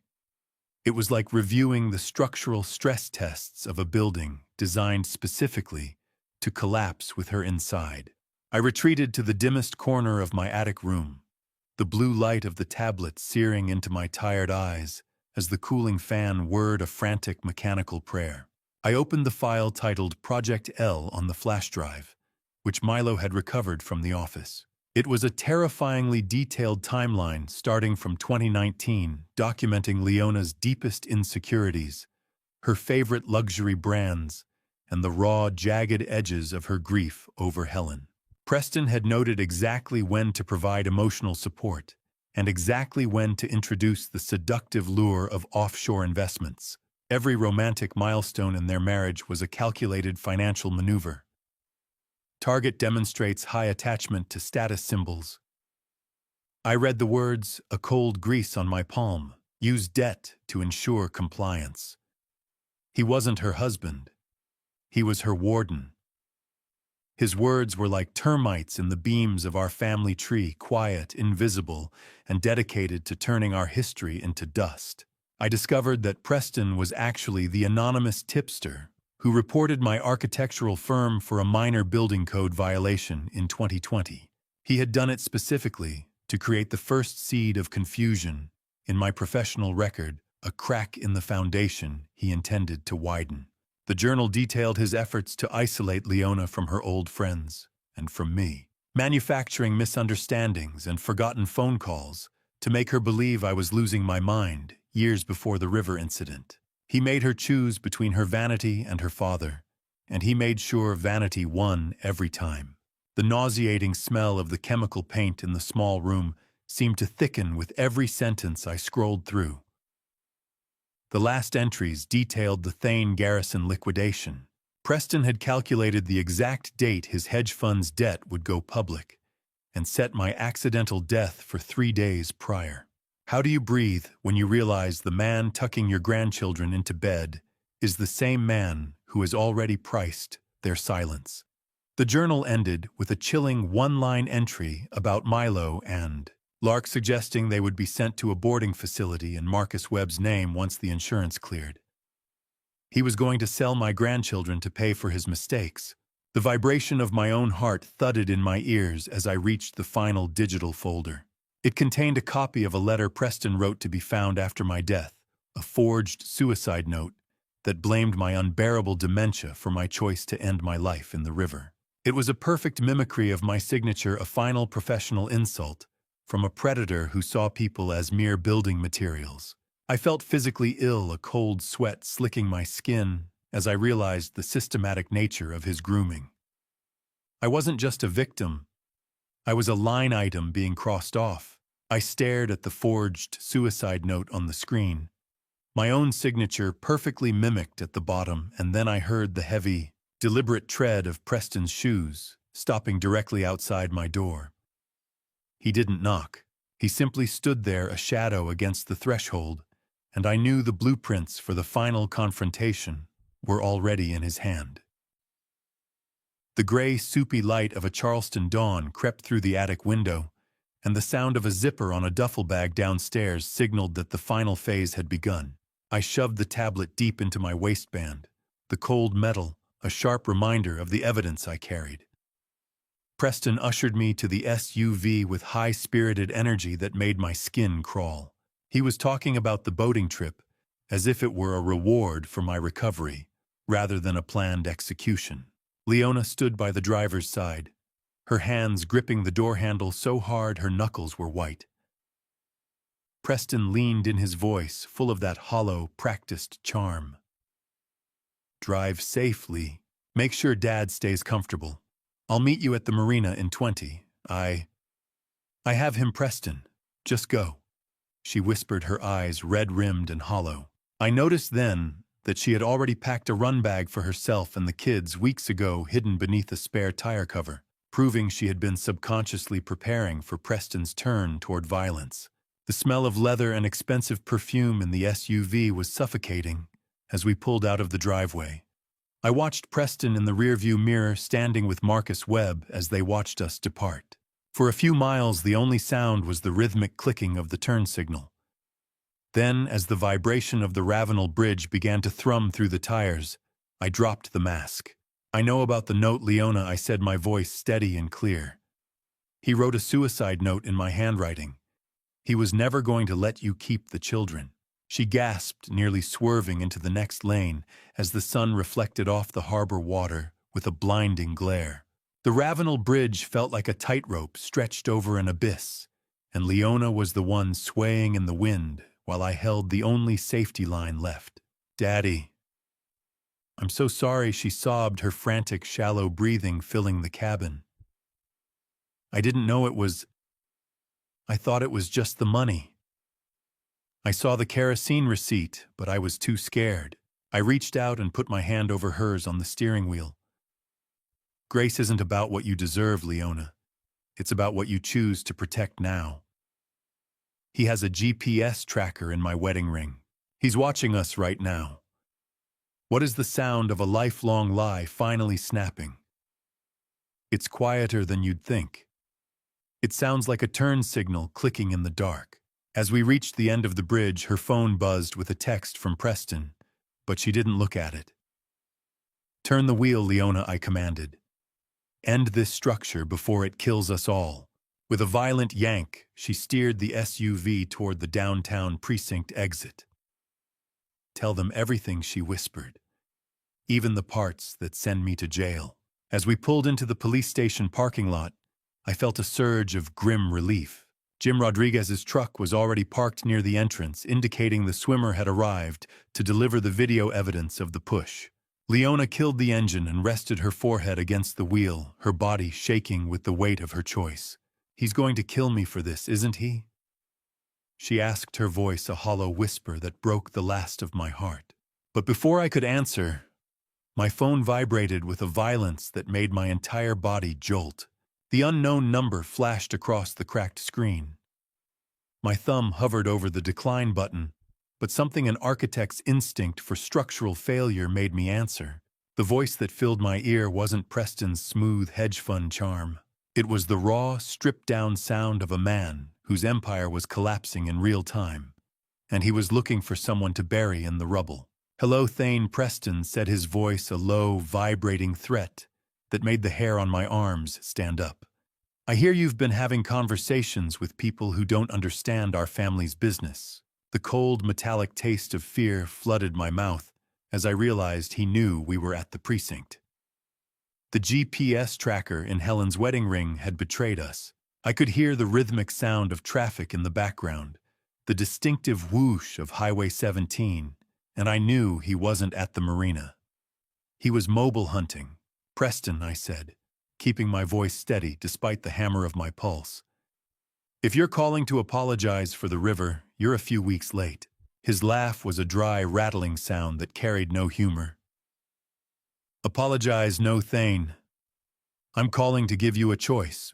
You can stop this investigation, or you can keep playing detective, and we'll see how well you swim when the current is twice as strong." The threat was clear, but it was the background noise that made my blood freeze. I heard a child's voice, Lark's high-pitched giggle, and the distinctive electronic chime of a school bell. "Where are you, Preston?" I demanded, my voice rising. His silence was a physical weight pressing against my chest. "I'm exactly where I need to be, Thane. Just remember, foundations crumble faster when you remove the wrong support beam. Think about which beams you're willing to lose." The line went dead, leaving only the hollow echo of his threat hanging in the air. I looked at Leona, her face drained of color. "He's at the school," I whispered. "He's taking the children." We burst through the precinct doors, Leona screaming for Detective Morrison, as I recounted the call. The smell of jasmine from the garden outside, mixed with the acrid taste of adrenaline, as Morrison immediately radioed dispatch. The call wasn't just a threat. It was a declaration of war, and the battlefield was about to expand beyond anything I had anticipated. As sirens began to wail in the distance, I knew the structure of our family was about to face its final stress test. The smell of the precinct was a mixture of floor wax and stale coffee, a sterile scent that felt like the first breath of clean air I'd taken since the river had tried to claim me. I walked through the heavy glass doors with Leona, the cold air-conditioned draft in the interview room, raising the hair on my arms. Detective Morrison greeted us in a windowless space, his face set in a grim mask. I didn't waste time on tears. I started with structural proof. I laid out the dry cleaning receipt, with its telltale river silt, and the symptom log containing Marcus Webb's handwritten triggers. Morrison revealed that Jim Rodriguez's video didn't just show the push. It showed Preston returning to the railing 10 minutes later with a vial of acid to finish dissolving the bolts. "I'm an architect detective. I know how to read a failure," I said, my voice finally steady. "This railing didn't rust. It was assassinated." Morrison nodded slowly, the scratch of his pen on his legal pad, the only other sound. "You've brought me a lot more than just a bad memory, Mr. Garrison." I reached into my pocket and produced the ruggedized flash drive. The metallic smell of the evidence bag felt like victory as I handed it over. I explained the email chain between Preston and Marcus Webb, the liquidation timeline, and the horrific Predator's journal. As the drive was plugged into a workstation, a blue, flickering light from the monitor washed over us. Laying out the evidence was like placing the final stones in a dam. I could feel the current of Preston's lies finally starting to slow against the weight of the truth. The room went silent as Morrison scrolled through the cold, tabulated plans for my death. "It's all here," I whispered. "The life insurance, the shell companies, and the previous victims." "My God," Morrison muttered. "He has a spreadsheet for the probate period, a tech specialist with a buzzed haircut, and eyes that moved faster than the data on his screen." Agent Miller took the drive with a pair of sterile tweezers. He began verifying the digital signatures on the forged power of attorney, while the hum of the precinct's server fans filled the gaps in our conversation. I pulled out my tablet and showed the GPS tracker notification. "If the ring is in this building, Preston knows we're here," I warned. "We need to shield that signal. Now." Morrison barked an order to Miller, who moved with sudden frantic energy to isolate the device. "How does it feel to see your own life being sold off in a dark web auction while you're still sitting in a room with the heat on Agent Miller's fingers flew across the keys? He discovered a hidden partition on the flash drive containing live stream credentials for cameras in the Mount Pleasant house. Preston wasn't just watching me. He was broadcasting my perceived decline to a private bidding group of predatory lenders. Morrison stared at the live camera feed from my bedroom in Mount Pleasant, his face draining of color. My heart stopped as he checked another screen, one tracking the movement of Preston's own vehicle. "If he's not tracking you," he whispered, looking up at me with eyes full of a new sharp panic. "Why is he at the school?" There is no architectural filter for a father watching his only child dismantle her own life sentence by sentence through the cold transparency of a two-way mirror. I stood in the darkened observation room, the cold, oily feel of the observation glass pressing against my forehead. On the other side of the partition, the harsh, unforgiving glare of the overhead LED panels washed the color from Leona's face, making her look like a ghost in her own story. Detective Morrison pivoted with clinical precision, shifting from my ally to her interrogator.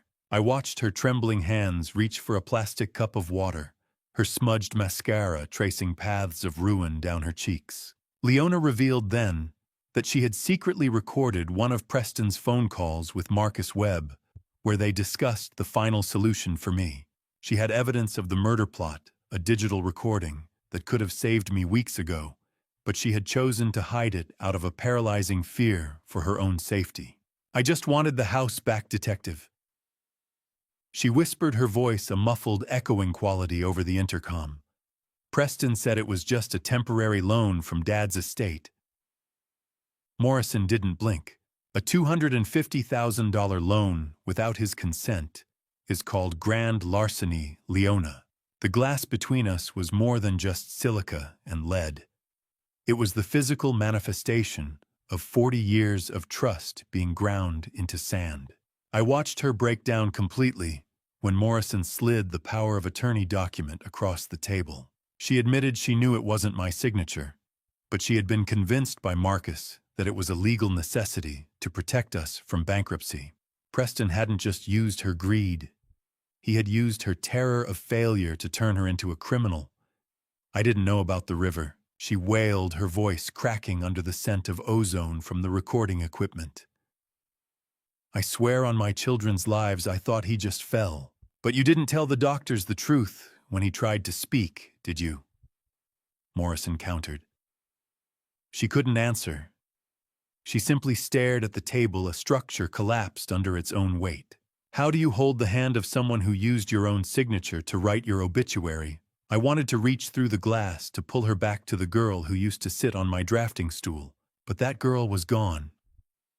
Morrison informed her that while her cooperation would be noted, her actions made her a co-conspirator. The realization of a prison sentence finally hit her, and she looked toward the glass, instinctively knowing I was there. "Daddy, are you there, please?" Her eyes were pleading for a structural rescue I could no longer provide.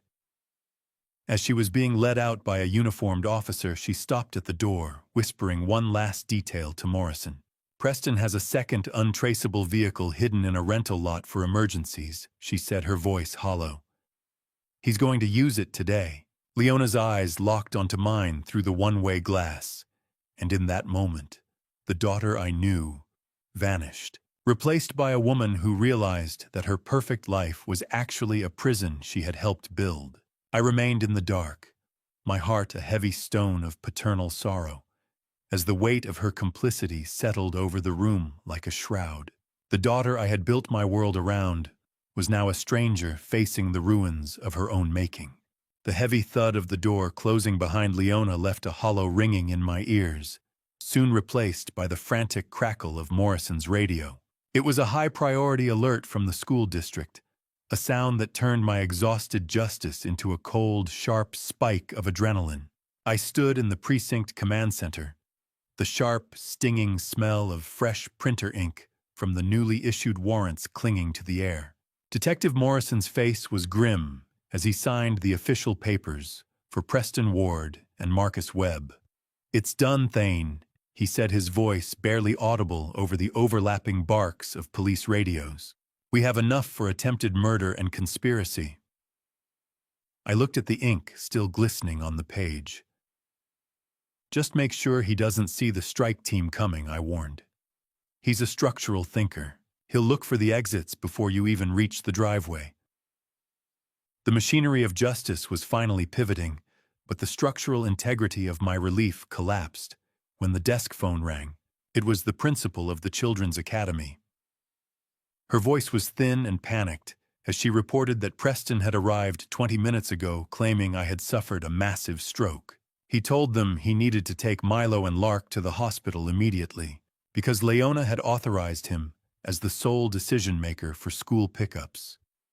Just 2 days after the river incident, they had released my grandchildren into his hands without a single question. "He took them," I shouted, the cold sweat dripping down my neck. "But I'm standing right here, Mr. Garrison, stay calm," Morrison said, though his own jaw was tight. "We're tracking his vehicle now." The warrants were just paper walls, and Preston had just driven a wrecking ball through the middle of them. I discovered then that the passports were missing from the home safe. He had been planning this escape contingency for weeks. Before I explain what the stationary GPS signal truly means, I'd love to get your honest feedback. We've been through a lot of twists and turns to get to this point. How would you rate the quality of this story so far, on a scale of 1 to 10? Please drop your rating in the comments. Your feedback is the only way I can keep improving these stories for you. Please note, what follows contains recreated details for narrative purposes, as the message is what I hope stays with you.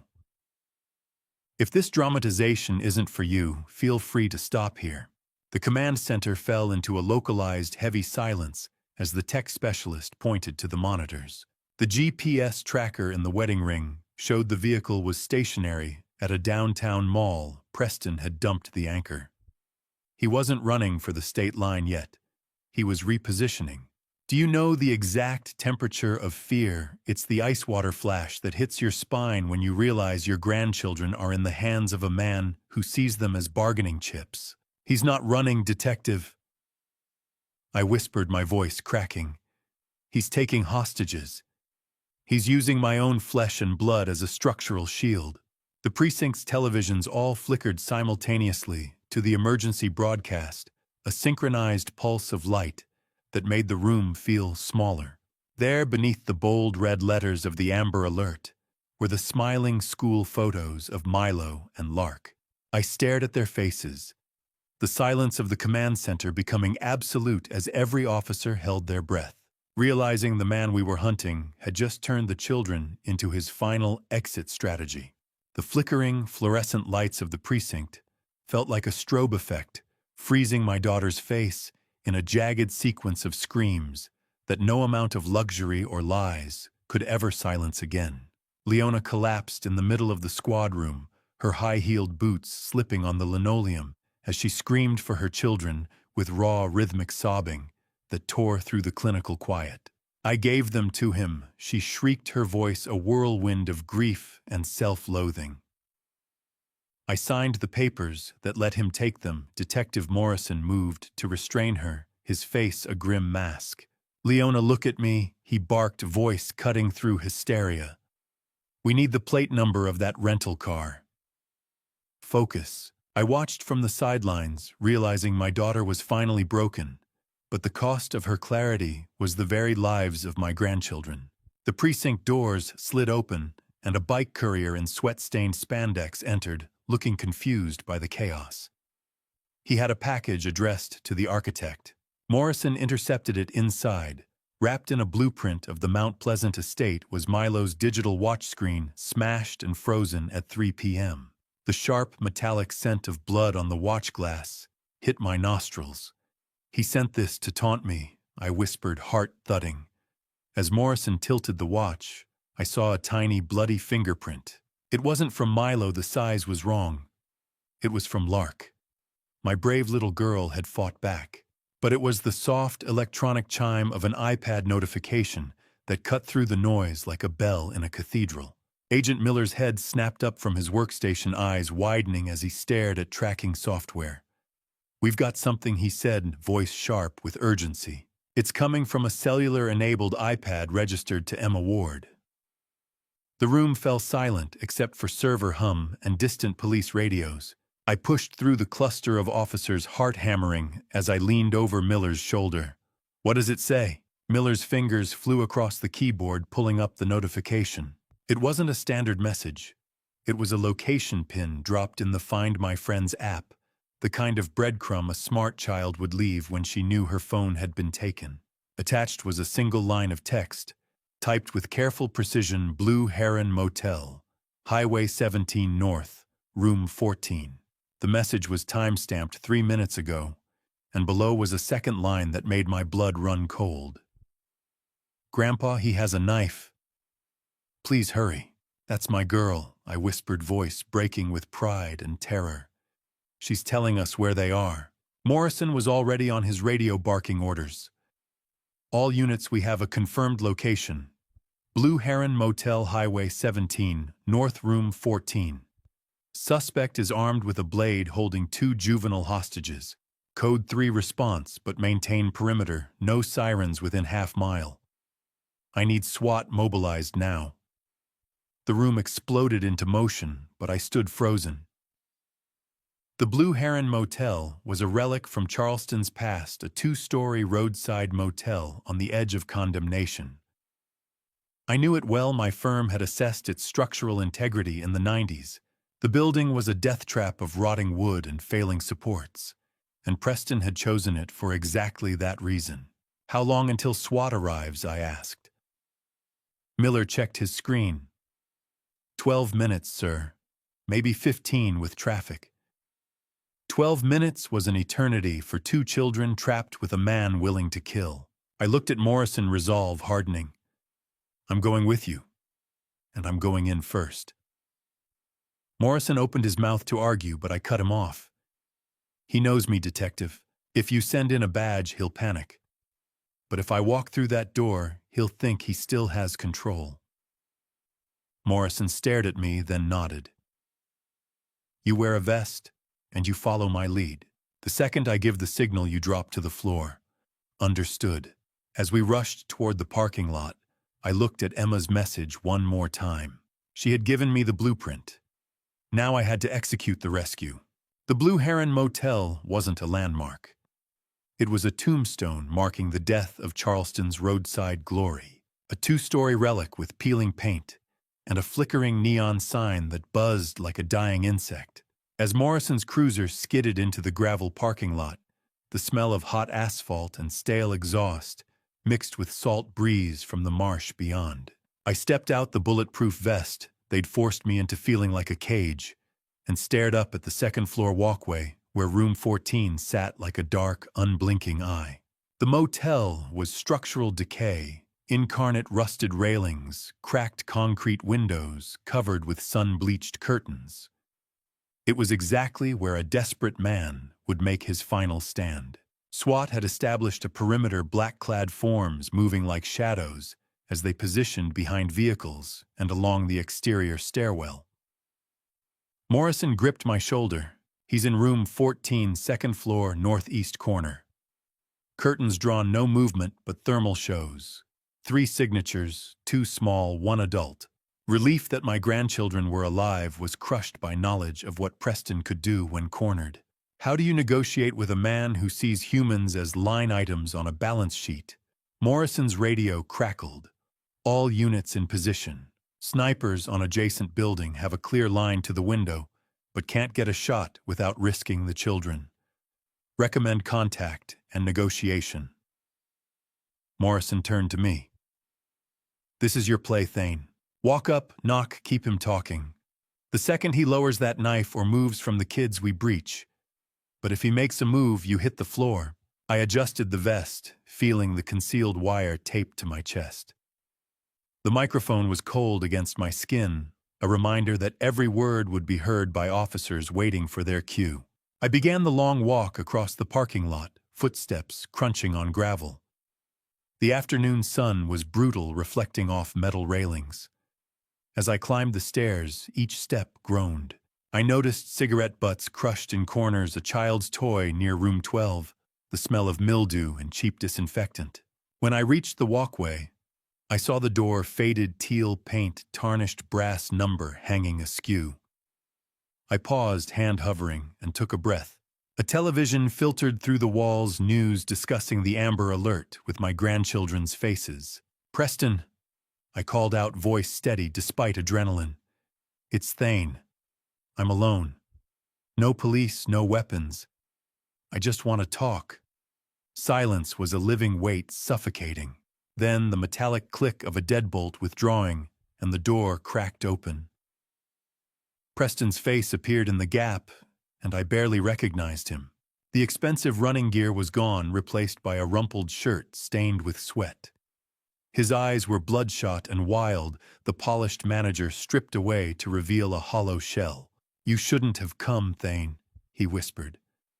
"This could have ended cleanly. Now you're making it worse." Behind him I glimpsed Milo and Lark, huddled on the far bed, faces pale with terror. The structural walls of my resolve solidified as I looked into my grandchildren's eyes and knew that whatever happened next, I would not let this man take them from me. The motel room was a capsule of desperation, air thick with stale cigarettes and fear. I stepped across the threshold, eyes locking onto Milo and Lark on the far bed. They were alive, but terror in their eyes was a knife twisting in my chest. Preston closed the door with a soft click, the deadbolt sliding home with finality. The room was exactly what I'd expected. 2 sagging beds with faded floral bedspreads, a battered nightstand, a small table near the window where Preston had set up his command center. His laptop displayed live news coverage, and beside it lay a hunting knife with a 6-inch blade gleaming under fluorescent light. "Don't move," Grandpa Milo whispered. "He has the knife." I raised my hands slowly, palms out. I could feel the wire pressing against my chest microphone, picking up every word for Morrison's team outside. "I'm not here to fight you, Preston. I'm here because you called me to the river once, and now I'm calling you back to dry ground." Preston's laugh was bitter and hollow.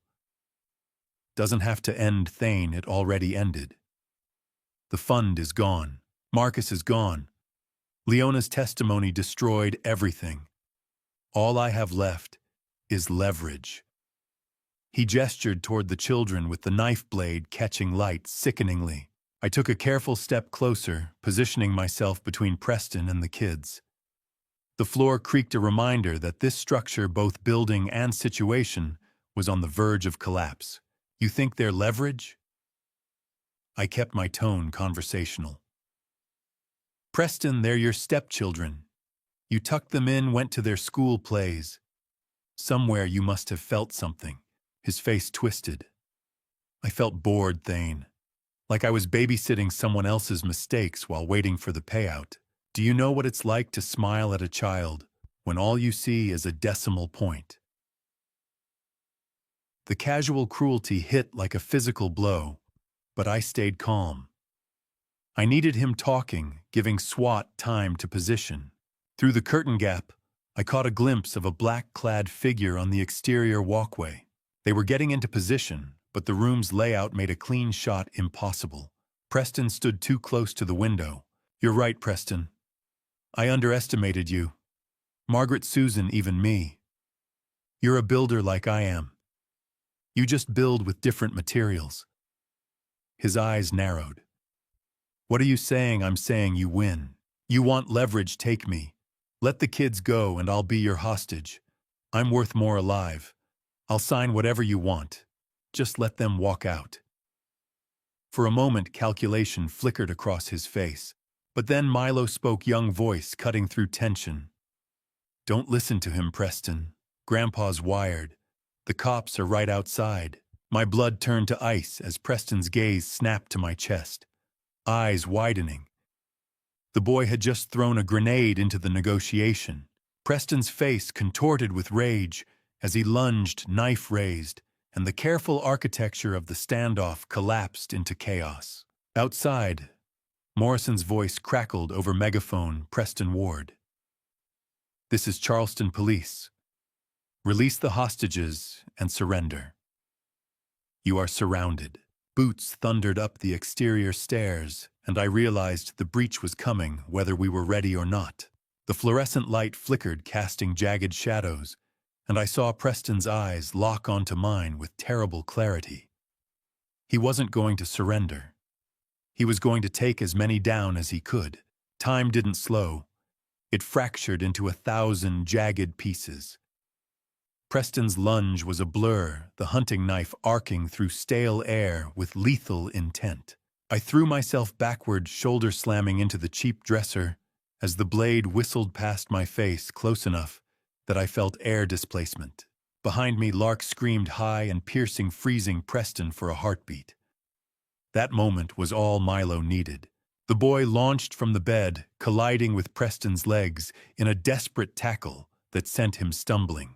The knife clattered across the floor, skittering under the bed, and I heard the most beautiful sound, the splintering crack of the door being blown off its hinges.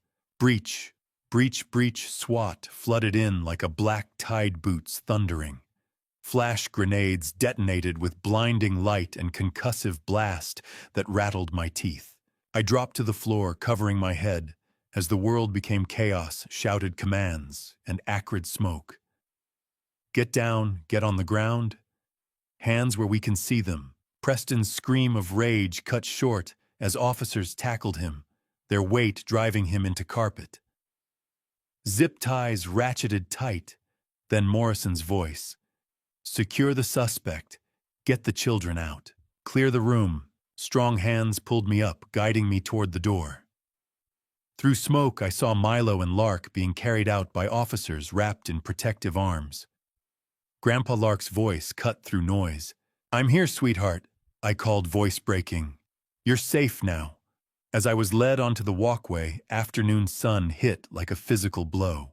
The parking lot was a sea of flashing lights, patrol cars, ambulances, fire trucks, converging on this roadside pocket, where our darkest chapter had reached its conclusion. Behind me, Preston's voice raw and stripped. You don't understand, he screamed as they dragged him out. I needed that money. The fund was collapsing. I had no choice. Morrison appeared at my side, hand gripping my shoulder. You had a choice, Preston. You chose to be a predator. Now you live with consequences. As Preston was hauled downstairs, I caught one last glimpse of his face. The polished manager, the charming son-in-law, the man who'd stood at my daughter's wedding, all gone. What remained was hollow shell, a structure rotten from the foundation up. Medics swarmed Milo and Lark, while I stood on the walkway, legs weak. Morrison guided me to sit on the top step metal railing, cool under my palm. You did good, Thane. You kept him talking long enough for us to position. If you hadn't walked through that door, this could have ended differently. I looked down at the parking lot where Preston was being loaded into a patrol car, hands cuffed. The hunting knife had been bagged as evidence blades still gleaming. I thought about Margaret and Susan, names reduced to line items. I thought about the river and the push, and I thought about 2 children in the ambulance alive, because a 12-year-old had been brave enough to tackle a monster. Leona arrived moments later, car screeching to a halt at the perimeter. She ran toward the ambulance, face a mask of anguish and relief as she gathered Milo and Lark into her arms. I watched as she collapsed to her knees, sobbing into their hair, and I knew that whatever trials awaited her, this reunion was the first honest thing she'd done in years. As the sun dipped toward the horizon, I made my way down the stairs. Each step felt heavy, the weight of everything pressing down. But when I reached the bottom and felt solid ground beneath my feet, I realized I was still standing. The structure of my life had been tested, cracked, nearly destroyed, but the foundation had held. They say justice is blind, but as I walked into that courtroom, I realized she was also cold, efficient, and entirely indifferent to the fact she was tearing the last of my family apart. I stepped into Charleston County Courthouse, air thick with floor wax and old paper footsteps echoing against high ceilings. Morning light filtered through tall windows, casting geometric shadows across polished marble. Judge Holloway sat behind the bench like a gargoyle of law eyes weathered by decades of seeing Charleston's worst. I sat in the front row as Preston Ward was led in, stripped of designer suits and swagger. He wore standard orange that looked like a structural defect against mahogany paneling. The prosecution presented the predator's journal and Milo's recordings, painting a picture of a man who treated homicide as line-item expense. They detailed Margaret Thornton's boating accident, Susan Whitfield's drowning, and the meticulous planning of my attempted murder. The courtroom fell silent as they played audio of Preston's motel confession. I did what was necessary for the fund. "You don't build a legacy, mister," Ward Judge Halloway said, voice a low, gravelly vibration. "You build a cemetery." Preston refused to look at me, jaw set in final arrogance. The sharp clack of the gavel sounded like a demolition ball. Life without the possibility of parole. The second trial followed immediately, cutting deeper. Marcus Webb Preston's biological brother and co-conspirator was led in wearing chains. The corrupt lawyer had been apprehended at Atlanta Airport, attempting to board a flight to the Caymans with $3 million in cryptocurrency. His arrest had been swift. Morrison's coordination with federal marshals. Webb's face was resigned as charges were read: conspiracy to commit murder, elder abuse, fraud, money laundering, obstruction. Evidence was overwhelming: forged power of attorney, shell companies, notarized documents that nearly stripped me of everything. He didn't fight. He simply sat as his attorney negotiated a plea deal for testimony against Preston. 15 years, Judge Halloway announced, gavel striking. No parole eligibility for the first 10. As Webb was led away, he glanced at me, and I saw not remorse but cold acknowledgement that he'd been outplayed. The prosecution also brought charges against Dr. Sterling Hayes, the cognitive consultant Preston had paid to fabricate my incompetency evaluation. Hayes's medical license was permanently revoked by the South Carolina Board of Medical Examiners, and he received a 3-year suspended sentence for professional misconduct and conspiracy to commit fraud. The watch he'd worn Preston's hedge fund merchandise was entered into evidence as proof of their financial relationship. Justice, it seemed, had a long memory for those who weaponized medicine against the vulnerable. The tone shifted to profound tragedy as Leona took the stand. She looked a shell designer clothes replaced by simple gray dress face bare of makeup. She pleaded guilty to conspiracy, grand larceny, elder abuse, voice barely a whisper as she recounted her role. "I wanted the life he promised. I didn't care who I had to step on, even my own father. I sat and watched my daughter accept responsibility for crimes that would cost 7 years, and I felt the weight of every parental decision pressing down. Despite her cooperation testimony securing Preston's conviction, her role in the motel, the scale was too great. 7 years, Judge Halloway said, voice softening slightly, with credit for time served and parole possibility after 5 contingent on demonstrated rehabilitation. I watched her being handcuffed, silver bracelets, a cruel echo of designer watches she once coveted. As she was let out, she turned one last time.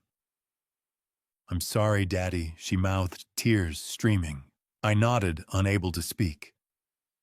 After adjournment, Morrison handed me a heavy folder containing court-ordered restitution and Mount Pleasant estate dissolution. I was granted full permanent guardianship of Milo and Lark, marking the start of a different architectural project, one requiring patience, love, and foundation built on honesty rather than gold. "They're safe now," Thane Morrison said on the courthouse steps. "But they're going to need shoring up." I looked at the folder, then at the empty space where my daughter had stood, and realized the hardest part of being an architect wasn't the building, it was knowing which parts of a ruin were worth saving. I spent the morning checking railings on the back porch, not because I didn't trust the wood, but because verifying every support beam had become the only way I knew how to breathe. 6 months had passed since the trials, 6 months of learning to be a full-time guardian while carrying the weight of a daughter locked behind bars. The visiting room at Leith Correctional Institution smelled of industrial cleaner and despair. I sat at a small metal table, hands folded, waiting for the guard to bring Leona out. Milo and Lark sat beside me, young faces tense. "It's okay to be nervous," I told them quietly. "She's going to look different, but she's still your mom." The door buzzed open, and Leona walked in. The transformation was structural designer labels gone replaced by standard beige uniform. Her hair was pulled back, face bare, eyes carrying a clarity I hadn't seen in years. "Daddy," she whispered, voice breaking. "I didn't think you'd come." Milo and Lark launched themselves at the plexiglass barrier, hands pressed against the surface. "Mom, we missed you." Leona pressed her own hands against the glass, matching their small palms. "I missed you too, babies. Every single day." The guard allowed a brief contact visit, a privilege earned through good behavior. She hugged Milo and Lark with a desperation that spoke of 6 months separation. When she released them, she turned to me. "I don't know how to start, Dad. I don't know how to apologize." "Forgiveness isn't a sudden coat of paint, Leona," I replied, taking her hand. "It's the slow process of sanding down old layers until you find smooth wood underneath." She told me about the forensic accounting degree, the therapy sessions confronting the materialism that made her vulnerable. "I want to help people like you, Dad. Track down predators so no one else goes through this." Leona pulled out a handwritten letter, hands shaking. She read aloud a detailed accounting of every decision, every forged signature, every moment she'd chosen silence over truth. Not an excuse, a confession. At the end, she looked directly at me. "I chose the gold over you, and I'll spend the rest of my life proving I understand what I lost." I reached into my jacket and pulled out Helen's note. "Your mother knew Leona," I said quietly. "She saw the shadows in Preston's eyes before any of us did." Leona unfolded it with trembling hands, reading the elegant script. "Don't let our daughter lose her way in the shadows." Tears streamed as she pressed it to her chest. "Mom tried to save me," she whispered. And I didn't listen. As the guard signaled time was up, Milo handed his mother a drawing, a sketch of the Trad Street house, with all of us on the porch, including a small figure labeled, "Mom coming home soon." Leona held it to her chest. "I'll be home, and when I am, I'll be the mother you deserve." As we walked out into bright November sun, Lark slipped her hand into mine. "Do you think she meant it?" "Grandpa," I looked back at the gray concrete building, then down at her hopeful face. "I think she's finally building a foundation worth standing on." 3 years later, I stood at the water's edge, fingers tracing the cold, reinforced steel of the new railing along the Ashley River promenade. A small memorial plaque honored Margaret and Susan, the women Preston had treated like disposable scaffolding. The double-bolted supports were exactly what I had recommended. You can't stop the tide, but you can make sure the pilings are deep enough to hold. Never let them tell you that your years have made you weak. Your years are your reinforcement. I reflected on the true meaning of family structure, thinking of Milo's keen eye and Lark's resilience. They were the load-bearing beams of a future that a predator tried to demolish. Even Leona's scars were part of the foundation now. The oldest buildings know how to survive the storm. I looked out at the Charleston winter sunset, the sky turning deep purple. I have signed over the garrison firm to Milo, ensuring the legacy continues through the boy who saw the first crack in the wall. Life isn't a finished drawing. It's a constant revision of blueprints until the structure can stand on its own. I turned my back on the river and walked toward the light of my home, knowing that while the water would always be there, I finally knew how to build a bridge that would never break. Looking back now, I realized this was never just a fight for survival. It was a painful family story about blindness, pride, and the dangerous comfort of trusting the wrong people. For years, I believed that providing for my family was enough. I thought that love, silence, and patience would somehow hold everything together. But the truth I learned from this family story is simple: when respect disappears, the foundation of a family is already beginning to crack. If you take anything from my family story, let it be this: never ignore the warning signs, simply because the person hurting you shares your last name. Some people watching might call what happened to Dad revenge, but in my heart, it never felt like revenge. A real dad revenge would have been driven by anger and bitterness. What I chose instead was something harder: boundaries, truth, and the courage to stand up before everything collapsed. If there is one mistake I hope you never repeat from my journey, it is sacrificing your dignity just to keep the peace. Sometimes people describe my actions as a dad revenge, but for me it was about protecting the innocent and refusing to let evil hide behind the word family. I also learned something deeper about faith. There were moments when I thought the river would be the end of my story, but somehow the truth surfaced at exactly the right time. I believe that God has a way of revealing what is hidden when the moment is right, even when darkness seems stronger. Thank you for walking with me all the way to the end of this journey. I'd truly like to hear your thoughts. What would you do if you found yourself in that same impossible situation I faced? Your perspective matters more than you know. If this story resonated with you, consider subscribing so you don't miss the next one. And a gentle note: while the narrative touches on real-world themes and social issues, certain elements were dramatized to enhance the storytelling experience. If this type of story isn't for you, feel free to explore other videos that may suit you better.